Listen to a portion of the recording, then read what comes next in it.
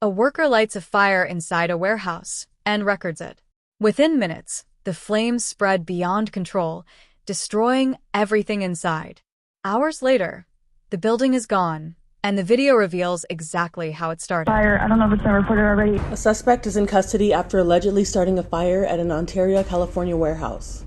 The Ontario Fire Department responded to the call at a 1.2 million square foot facility operated by Kimberly-Clark, a distribution warehouse for paper products.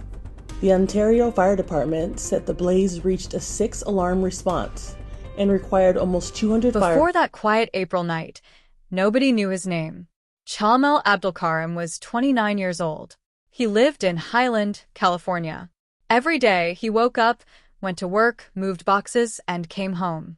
He worked inside a massive warehouse in Ontario, California, a facility that stored paper goods like toilet paper and hygiene products, all waiting to be shipped across the country. It was honest, hard work, repetitive, structured, physical. From the outside, his life looked ordinary, but something was building inside him, slowly, quietly. Later, investigators would find messages he had written, words filled with frustration.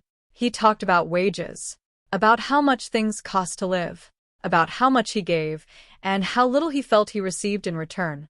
These were not small feelings. They were deep ones, the kind that grow in silence over a long time. Nobody saw what was coming.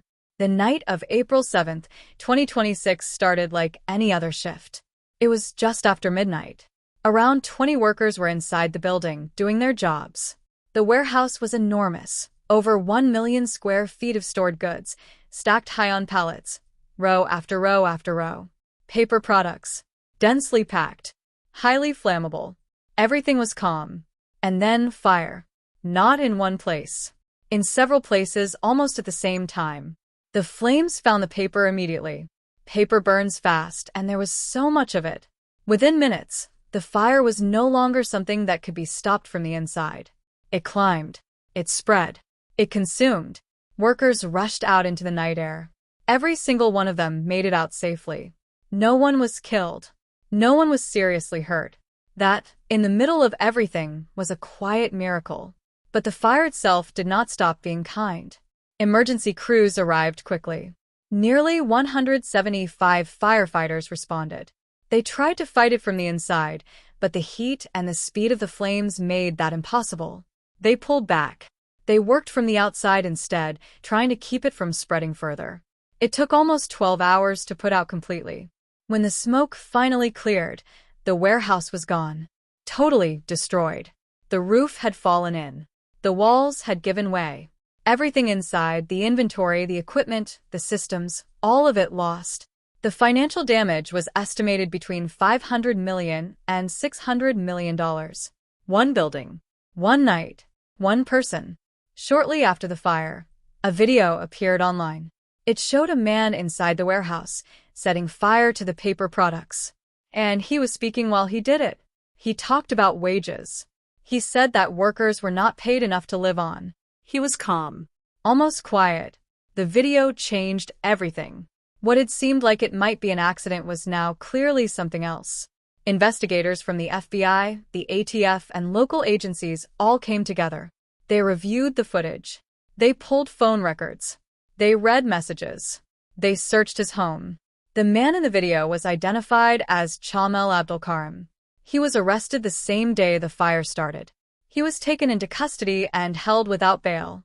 After his arrest, he continued to speak through calls and messages about the money the fire had cost the company, about inequality, about the value of labor. Those words became evidence too. He now faces serious charges, both state and federal, including aggravated arson and arson affecting interstate commerce.